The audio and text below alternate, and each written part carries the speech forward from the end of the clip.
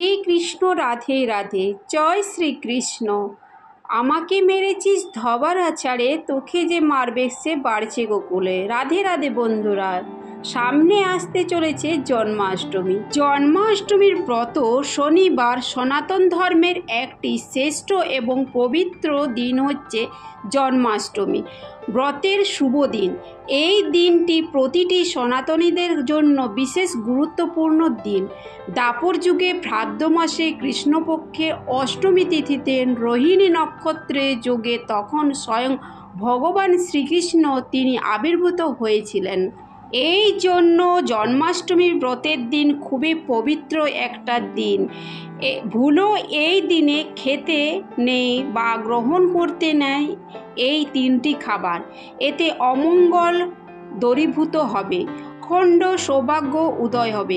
এরই পাশাপাশি এই পবিত্র জন্মাষ্টমীর ব্রতের মহত্ব কথা বর্ণনা করা হয়েছে শাস্ত্রে।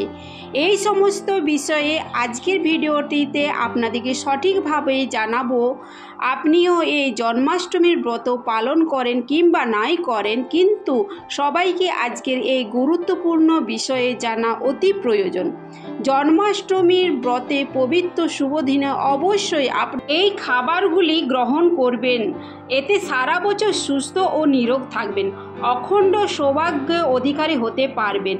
ভগবান শ্রীকৃষ্ণের অশেষ কৃপা। আপনার বিস্তারিত জানাবো এই ভিডিওর মাধ্যমে। আজকের ভিডিওটি আপনাদের জন্য অত্যন্ত গুরুত্বপূর্ণ হতে চলেছে। নমস্কার বন্ধুরা, আমি পিঙ্কি। আমার পিঙ্কি গোপাল লাইফস্টাইল চ্যানেলে আপনাদেরকে অনেক অনেক স্বাগত।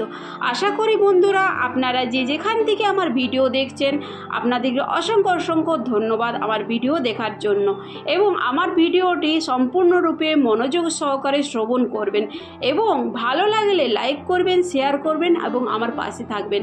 আর আমি এরকম নানা ধরনের পবিত্র তথ্যকথা নিয়ে আপনাদের সাথে চলে আসবো প্রতি মুহূর্তে।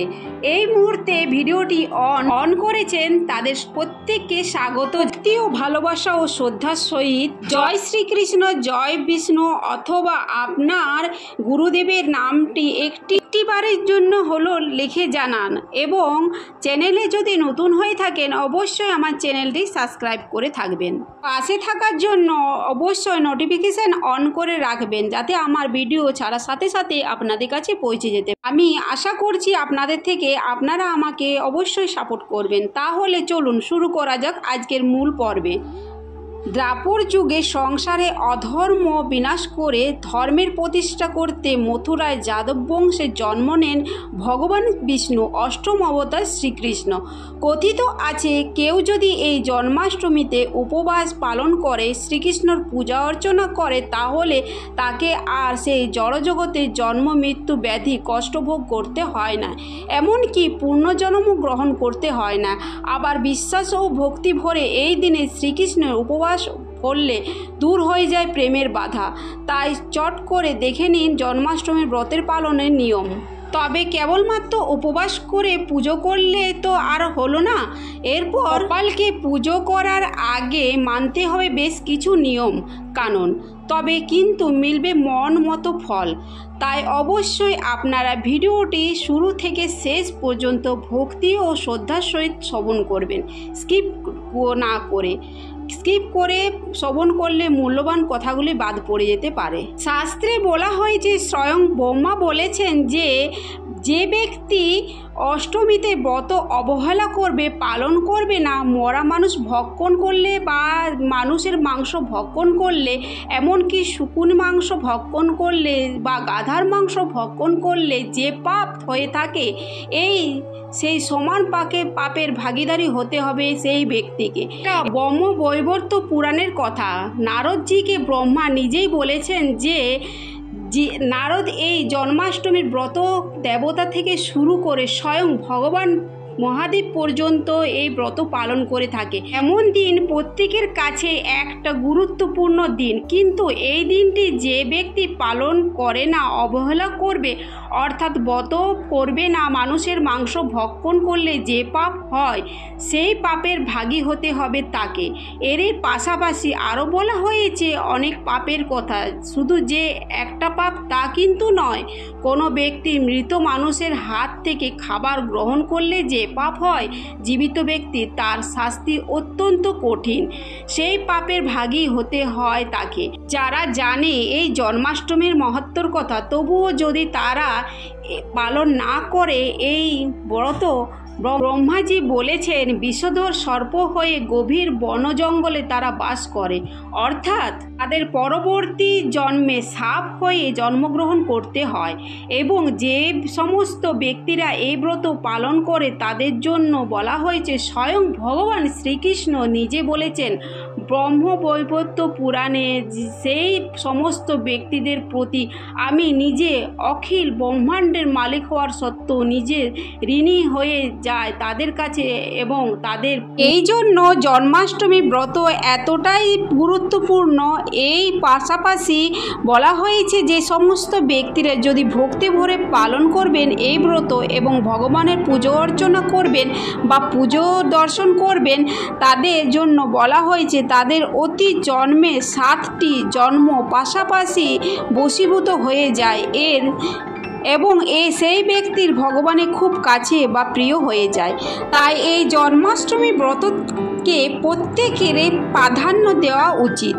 কেননা দাপর যুগে ভগবান শ্রীকৃষ্ণ তিনি সমস্ত অবতারের মধ্যে তিনি হচ্ছেন অবতারী।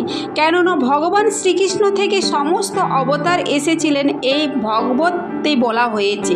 তো এবার চলুন আপনাদেরকে প্রত্যেকে জানাই যে পবিত্র জন্মাষ্টমীর ব্রত অষ্টমী তিথি কখন শুরু হচ্ছে এবং কখন সমাপ্ত হচ্ছে। অষ্টমী তিথি হবে ইংরেজি 15 আগস্ট 2025 এবং বাংলার 29 শ্রাবণ 1432, শুক্রবার রাত 1:17 থেকে, এবং অষ্টমী তিথি শেষ হবে ইংরেজি 16 আগস্ট 2025, বাংলা 30 শ্রাবণ 1432 শনিবার রাত 10:49 এবং পালনের সময় রয়েছে 17 আগস্ট 2025, বাংলার 31 শ্রাবণ 1432 রবিবার দিবা 6:45 থেকে। স্নাত গোস্বামী মতে শ্রীকৃষ্ণ জন্মাষ্টমী পালন একই দিনে পালিত হবে। নন্দ উৎসব অর্থাৎ 17 আগস্ট 2025, বাংলার 31 শ্রাবণ 1432 রবিবার দিন। অনেকে পুজো করেন না এবং ঘরে পুজো রাখেনও না এবং উপবাস করেন। শুধু উপবাস করলে কি পুজো হয়ে যায় তা নয় বন্ধুরা, ভগবানের দর্শন করতে হবে, অর্থাৎ এই দিনটি না খেয়ে উপবাস করে নিজেকে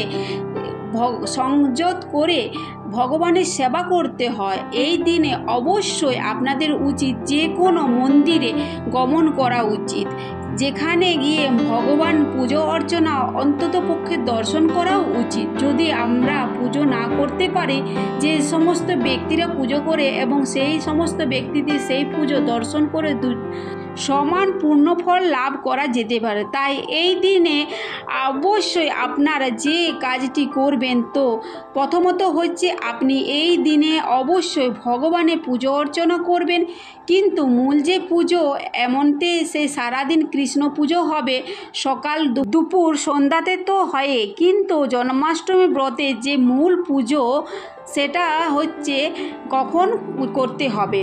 মনে রাখবেন ভগবান শ্রীকৃষ্ণর আবির্ভূত হয়েছিলেন মধ্যরাত্রিতে, অর্থাৎ রাত্রি 12টার পর। তখন সমস্ত পৃথিবী যোগনিদ্রায় আসন্ন ছিল, এমনকি কংসের কারাগারে সবাই এই যোগমায়া মহামায়া প্রভাবে ঘুমিয়েছিলেন। কেউ বুঝতেও পারেনি যে দেবকী এই সময়ে একটি পুত্র সন্তান হয়েছিল। রাত্রি 12টার সময় ভগবান শ্রীকৃষ্ণ আবির্ভূত হয়েছিলেন। দেবকী আর বসুদেবের ভয় পাচ্ছিল, কংস বুঝি আমার এই পুত্রকে মেরে ফেলবে। তখন ভগবান তিনি দিব্যরূপে শ্রী বিষ্ণুর রূপে দর্শন করিয়েছিলেন যে বসুদেব তুমি ভয় করো না, আমি হচ্ছি স্বয়ং নারায়ণ শ্রী বিষ্ণু। এইভাবে ভগবান তাদের ভয় কাটিয়ে দিয়ে শিশুর রূপে আবির্ভূত হয়েছিলেন। এই জন্য যেহেতু শ্রীকৃষ্ণ মধ্যরাত্রিতে আবির্ভূত হয়েছিলেন, তাই কৃষ্ণের যে মূল পূজা এবং যেটি করা হয় মধ্যরাত্রিতে 12টার সময়। আপনাদেরকে বলছি প্রত্যেকে আপনি যদি নিজের অভিষেক পুজো কিংবা নাই করুন, এই সময় ভগবানের মন্দিরে গিয়ে সেইখানে আপনার পুজো বা অভিষেক বা উৎসবের অংশগ্রহণ করবেন এবং দর্শনও করবেন। এতে ভগবানের বিশেষ ফল প্রাপ্ত করা যায় জীবনে। তবে আপনারা বিশেষভাবে মনে রাখবেন, আপনারা জন্মাষ্টমীর ব্রত সম্পূর্ণ থেকে যাবে যদি ভগবান শ্রীকৃষ্ণের জন্মলীলা পাঠ বা শ্রবণ না করেন। এটি কিন্তু খুবই গুরুত্ব। আপনি যেই ব্রত করুন না কেন, সেই ব্রতের মহত্ব ব্রতকথা অবশ্যই শ্রবণ করা উচিত।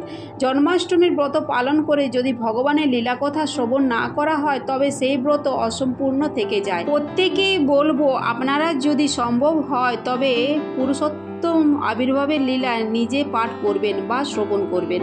জন্মাষ্টমীর প্রতি পুজো অভিষেকের পর রাত 12টার পরে ভগবানের চরণামৃত পান করবেন, ফল প্রসাদ খাবেন। ভগবানের এই দিনে বিভিন্ন রকমের ফল, পিঠা, পায়েস, ক্ষীর, মাখন, ননি, তালের বড়া ভোগ দেওয়া হয়।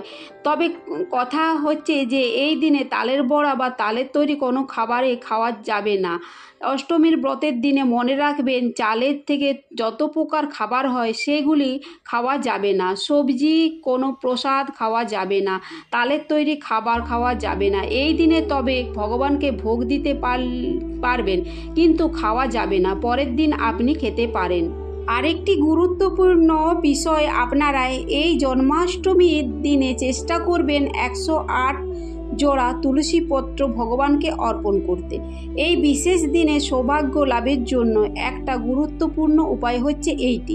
যে ব্যক্তি প্রতিদিন একটি করে তুলসীপত্র ভগবানের চরণে অর্পণ করে, তার জীবনে সমস্ত অমঙ্গল দূরীভূত হয় এবং ভগবান তার প্রতি ভীষণভাবে প্রসন্ন হন। এবং শ্রীকৃষ্ণের অষ্টশত নাম পাঠ করবেন আর একটি করে তুলসী পত্র অর্পণ করবে। ভগবানের শ্রীকৃষ্ণের প্রিয় খাবার হচ্ছে, অবশ্যই আপনারা জেনে নিন, আর হচ্ছে লাড়ু। আপনারা এই দিনে ভগবান শ্রীকৃষ্ণকে লাড্ডু অর্পণ করবেন। এই লাড্ডুর নাম ছিল মনোহার লাড্ডু, যা শ্রীকৃষ্ণের মনকে আকর্ষণ করে, হরণ করে। তাই আপনি এই দিনে ভগবান লাড্ডু গোপালকে ভোগ অর্পণ করবেন এবং লাড্ডু অর্পণ করবেন। তার প্রিয় খাবার হচ্ছে, সেটি হলো পায়েস। পায়েস প্রস্তুত করে ভগবানকে অর্পণ করতে পারেন আপনি। ক্ষীর, ননি, মাখন অর্পণ করতে পারেন আপনি এই দিনে। আমি আরেকটি খাবারের কথা বলবো, সেটি আপনি ইচ্ছাকৃত বা ইচ্ছামতো নিবেদন করতে পারেন। শাস্ত্রে থাকতে হবে এমনটি কিন্তু নয়। ভক্তের ভালোবাসা ও ভক্তিতে ভগবান বেশি প্রসন্ন হয়। তাই আপনারা সবচেয়ে আপনার যে খাবারটি প্রিয়, সেই ফলটি আপনার প্রিয়, সেই পিঠা আপনার প্রিয় বা এমন কোনো এই খাবারগুলো কিন্তু আপনি ভগবানকে ভক্তি ভরে নিবেদন করতে পারেন। অবশ্যই সেটা সাত্ত্বিক খাবার হওয়া উচিত। এর মাধ্যমে স্বয়ং ভগবান বিশেষভাবে কৃপা করেন, খুবই প্রসন্ন হন তিনি। জন্মাষ্টমীর দিনে দ্বিতীয় বিষয়টি হলো যে এই দিনে আপনারা আমিষ দ্রব্য রন্ধন করা উচিত নয়। আমিষ খাবার ভক্ষণ করা নিষিদ্ধ। চাল থেকে যত প্রকার খাবার হয় তা গ্রহণ করা উচিত নয়। এই দিনে তালের তৈরি কোনো খাবার আপনারা খাবেন না। এই বিশেষ দিনে যদি সম্ভব হয় রাত 12টার আগে পর্যন্ত কিছু গ্রহণ করবেন না।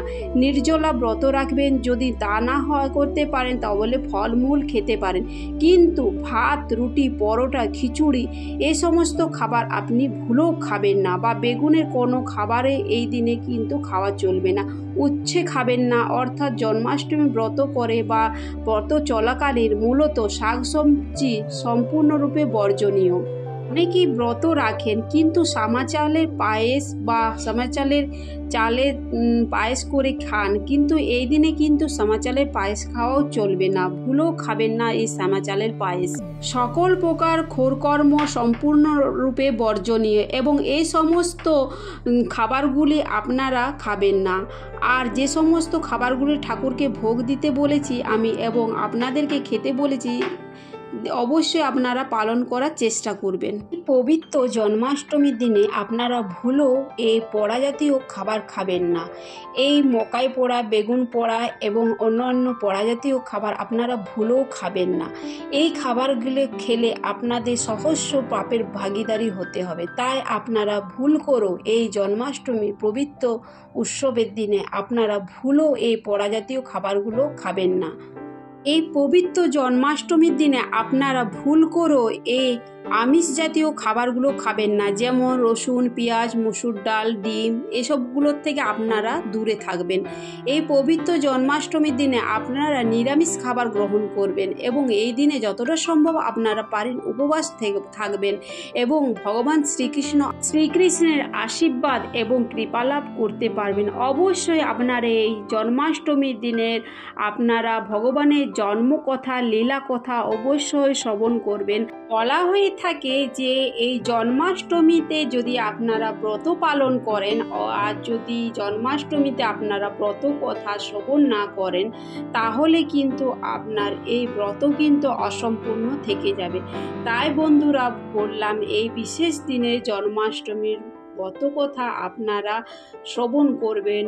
আর এই ব্রতকথা শ্রবণ করলে আপনাদের সহস্র কোটি পূর্ণ ফল পাওয়া যায় এবং ভগবান শ্রীকৃষ্ণ নিজে মুখে বলেছেন, যে ভক্ত আমার এই ব্রতকথাটি শ্রবণ করে এবং কৃষ্ণের লীলা কথাটি শ্রবণ করে তার কিন্তু পুনর্জন্ম হয় না এবং সে কিন্তু স্বয়ং স্বর্গবাস নিবাস করেন। রাধে রাধে। আপনারা ভালো থাকবেন, সুস্থ